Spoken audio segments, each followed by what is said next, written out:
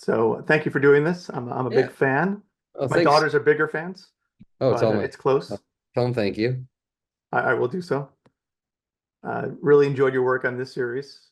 Thanks, It's Fargo's fantastic, and this season is I honestly think it's the best. man.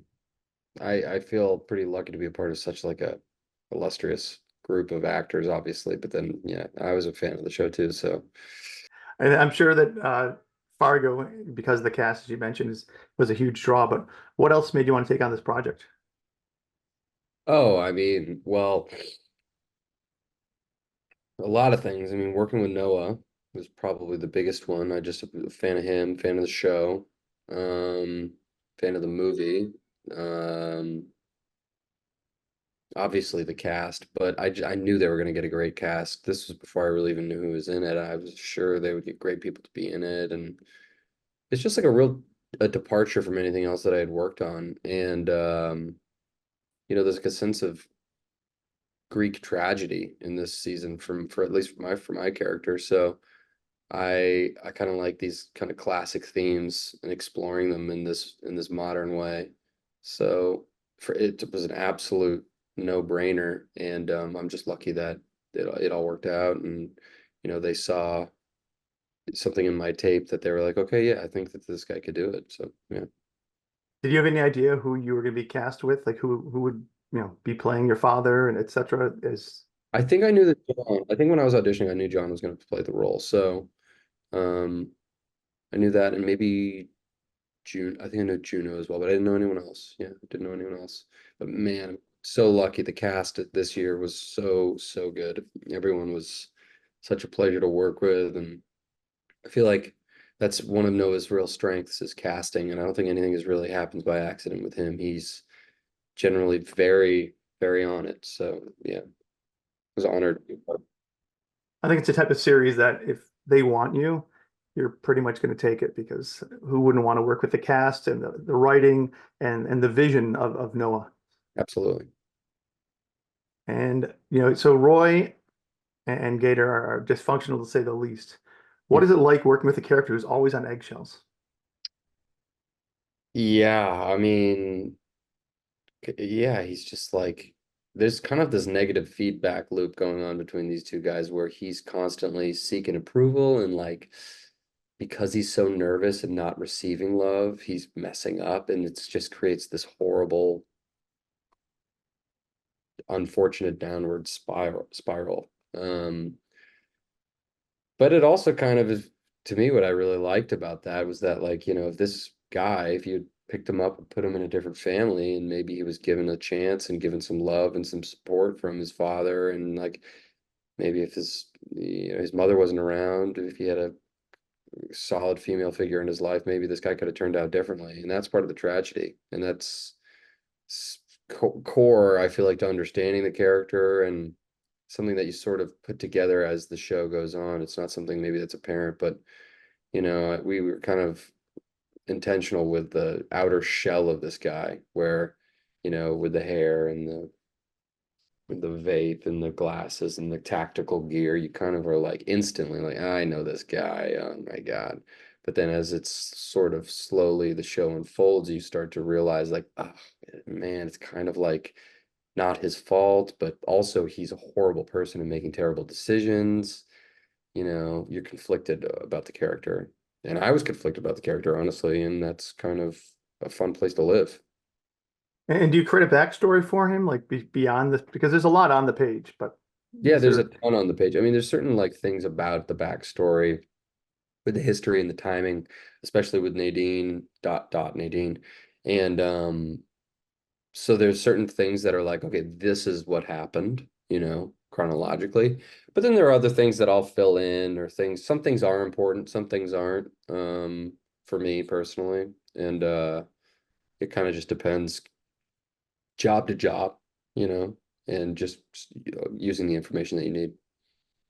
And how is it working with John in those scenes? Is he intimidating, or does he turn it off quickly? Like, Yeah, I mean, he's also Jon Hamm, so I was nervous to work with him because I'm a fan, and I think at least for the earlier scenes, it's great.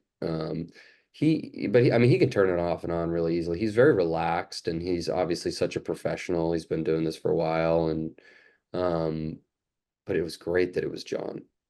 I loved that it was John because he has this like gravitas about him. It's John Hamm, so it was kind of like for me, I loved, yeah, and I just loved working. He's also really giving too, as a performer and as an actor and just a friend too. So I loved working with him and being around him, and it was um it was great. Yeah, it was really great. Learned a lot. Yeah, well, I was going to ask that. Did he teach you anything? Is there anything that you specifically that you learned while working with him and you picked up? Learned by example, I think really learning by example and how to I also think he's really efficient too, which I respect. Like sometimes a lot of people can come in and have these kind of large processes or like, do all this stuff, but he's there to work and he like does his thing and like shows up and like and does it well. And so I like really respect that too. And everyone's process is different. And part of my journey as an actor so far that I've loved is I've been able to just kind of be a fly on the wall for people. And then, like Jennifer has a different process, or Juno has a different process, and Sam has a different process. And it's like cool to be like, oh, maybe I'll try that this time, or maybe oh, I wonder if that would work for me. So there's no right way to do it. There's really no right way to do it. There's a lot of different ways, and it's just kind of cool to see. And with a character that has so many unattractive traits, was there one that's most fun to play about him? I just think, man, that's an awesome question. Is probably how pathetic he is, but he doesn't think it's pathetic at all. That I love that. I love playing a guy who's just like so weak and so lame and like for somebody whose deepest fear is to like not be dumb or not appear like an idiot or be stupid. He is so dumb and such an idiot and so stupid. And so that's really fun to play. Yeah, and so he's like the guy who the second who's talking shit, he's got an attitude, and the second he leaves a room, everyone's like, ugh, Yeah. like they let him have it. He doesn't know it, but It's like his and worst fear. That's the thing that he fears the most in life, and it's the thing that happens to him. And he's not sure, and yeah. I really like playing that. That was great. and then you have your relationship with old Monk on the those episodes. Not really a relationship, but this kind of like battle where he's you're puffing out your chest, and like you're the bad guy because you've got the power, you've got your dad behind you. What was it like playing those scenes? So fun. Oh my gosh, Sam is so great. And like, what an odd couple. These two guys are speaking completely different languages. They are like, could not be further from each other. And I just love that the whole time Gator thinks that like he this guy like he thinks he's totally in charge. He's totally in the power position. And I just love that it's like this, mid-20s kind of entitled sheriff's deputy versus this like 500-year-old uh Eastern European like former serf peasant guy. It's like it's so cool, honestly. It's so good. And also Sam is just like he clicks right on in. He's really like when we're working, we're working. We're really working. And especially for that scene in the ice shed or I mean that's like that was some fun and intense stuff. Yeah, those were some fun days. Yeah, I mean, the first time I watched it, I didn't quite get it. I got it, and I was like, wait a second, is he really 500 years old? Like, what is going on here? So playing against a character like that because you're in the rest of the world kind of exists as we know it, and then you throw in this kind of supernatural element. Uh, how does that affect the way you play? Because I guess your character doesn't get it. He's Yeah, not at completely all. clueless. Yeah, I mean, it doesn't affect me at all. I just think he's just another schmuck who's like, he's in our turf. I don't care how old you are. I don't care what your job is. Like, you're on our ground, and like, this is our domain, and this will be my domain one day. So for me, it doesn't actually make any difference at all. But it's so fun playing somebody who's so confident, but who has no idea. Yeah, who has no idea. Yeah, Paper thin. paper thin. Um, and you have, the episodes where you have to be blinded. So, what kind of challenge was it that? How much of a challenge was that, and how did you approach it? Oh, it was a gift. It's great. It's like a guy it's a turtle who's gotten his shell ripped off. Once he's been blinded and he's got this thing, it's like every single thing that he built around him, all these like superficial things that he, used to puff out his chest and make him seem this way. It's like his true nature is revealed, and he's just like a little tiny, naked, shaved rat now. And he's just like, and for me being, blindfolded, it was great. You don't know where the camera really is. You're not doing it. You're only doing you can only be within yourself. And for doing these scenes and for working, like those were some of my favorite bits. And it was dirty. I mean, it was just like you're knocking into stuff and it's real. It's fun. It's like you kind of sometimes when you read something, you're like, you don't, this just happens all the time with me. You don't realize. Like I remember there was a scene in Stranger Things where it's like he's tied to a chair. Me and Maya were tied to chairs, and I remember being like, "Oh, that'll be fun." And then you show up and you're like, "Oh my God, I'm gonna be tied to this chair for 3 days." And then you're tied to a chair for 3 days, and it's like, "Oh, this physically is actually informing what's going on. I don't like being tied to this chair." Same thing with this blindfold. I didn't. I was like, "Oh, I'll be blindfolded. That'd be cool." And then you actually put this blindfold on. You're like, "Okay, I have to work right now." We're like with this on, it's when it kind of dawns on you and you get into it, it's so helpful though. So I loved it. Anything like that is generally really, really helpful for me. So you were completely blinded? Yeah, I mean, they made me something that if I wanted to, if there was something like that was actually a danger or something, I could like kind of see through it. But generally, I was just closing my eyes, because it helps. It really does help. So, if, kind of smack your head or, you really are feeling with your hands. Mhm. So it's cool. Well, I can imagine it because, as soon as the lights go out somewhere, like if it's in your house or wherever it is, and you're in total darkness, suddenly you become, that sense is gone, and you're all hands and you're all It, ears and everything else. And it changes you. It really does change you. You feel like very vulnerable, very, very vulnerable. And I think like I felt very vulnerable. And the things that I had to say and the things that I had to do, it's like I was really vulnerable. And it's like this shell has been ripped off of Gator, and like no longer is he Mr. Tough Guy, but he is it revealed to be what he has been all along, which is like a 12-year-old boy with no mom.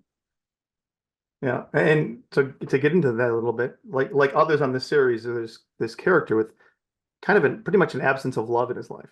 Yeah. Terrible father, no mother, and then you have this moment with Dot toward the end. It's really beautiful, where there's compassion. What did that mean to you? Like, in through your character, like how did you process that? I saw it as, well, they have a very complicated relationship, and she's maybe one of the only people on the whole earth that really truly understands him. And he does have a good person deep down somewhere inside of him, and he has a compassionate side, and he has a side that wants love and sees love. But the love that he truly wants, the thing that is a number one, is dad's love and dad's approval. So nothing can come up against that. So believing anything else about life that hasn't been kind of backed by his father would shatter everything that he has come to believe. So he cannot believe anything else, and he has to go with his dad until it's forcibly taken away from him. So I saw it as, yeah, that there is a little bit of good in him, but he's too far down the rabbit hole. He's too twisted.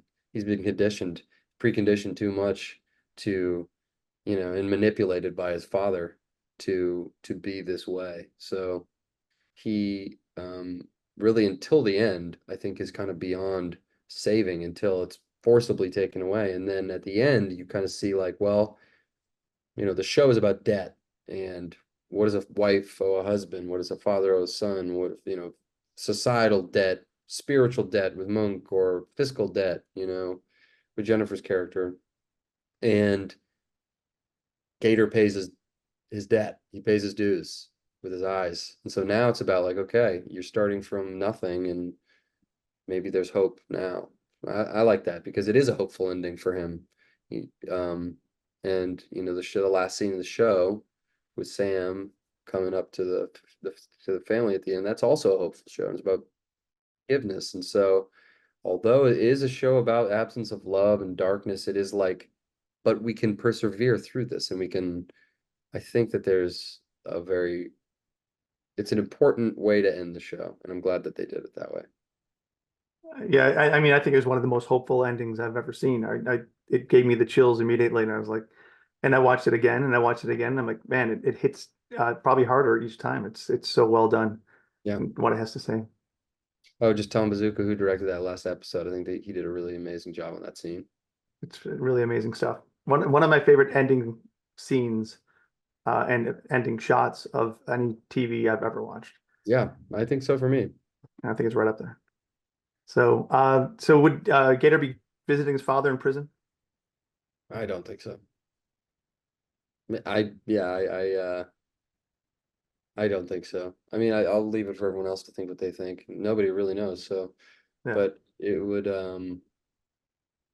I would be hard pressed to believe it. But honestly, he could. I think the important thing is that he's starting from a place of like he can make the decision either way, but he could do the same exact thing, He could just fall right back in. yeah, Yeah, and that's a hopeful ending though. If you think he didn't, that's what you want to I hear. do. Yeah, I do. He's moved on. And do you have a favorite quality and a least favorite quality of Gator? Oh man. Like his entitlement is probably my least favorite quality. His just like sense of truly that he is above everyone. That's like a horrible quality. Um, I guess that he has love to give deep down is probably a good thing. Like if he was in the right situation, I think he could give love, but it just is he's poisoned. So, um, yeah, it's a hard Yeah, lot for Gator, man. yeah, it's a nurture in nature, and I mean Truly, he needs that nurture. he needs Uh, the is is there one scene that you're most proud of? you know what scene that I love that wasn't in the script at all was the I'm a winner scene in the bedroom. That was like something that was added really late in the process. It was just something that Noah kind of thought up, and we kind of I think it was just like there was one line. It was just like I'm a winner was at the end, but then we were kind of like, what if he just like is saying it over and over again? And yeah, just hats off to Noah for thinking up such a cool thing because that is like his inner mantra, really, is like convincing himself that he is, he's trying to hype himself up. He's like, I am a winner, and I just to do that scene was like really fun, and we, did a couple different levels of it, and yeah, it just goes to show like when you really are connected to the character and letting that drive what the show is all about, like let's add a scene that like really is kind of embodying of this whole character. It's like so cool that Noah just added this thing. So yeah, that was really cool as like a lover of also like film and cinema and TV to be like, wow, this guy's like, he's not he's always creating. He's always allowing the process to shift and change. He's not like, this is the script, we're doing this and this is done. It's always changing. So that was a good lesson for me to learn. That's great. Yeah, Yeah. it's got to make coming to set every single day, and there's no sleepwalking. No, not at all. None. And how about challenges? I mean, it's a role that's kind of all over the place. There's some physical moments, and then you have, of course, the blinding and all that, but and emotional elements of this character. So, is there something that was most challenging for you that maybe people would not automatically pick up on?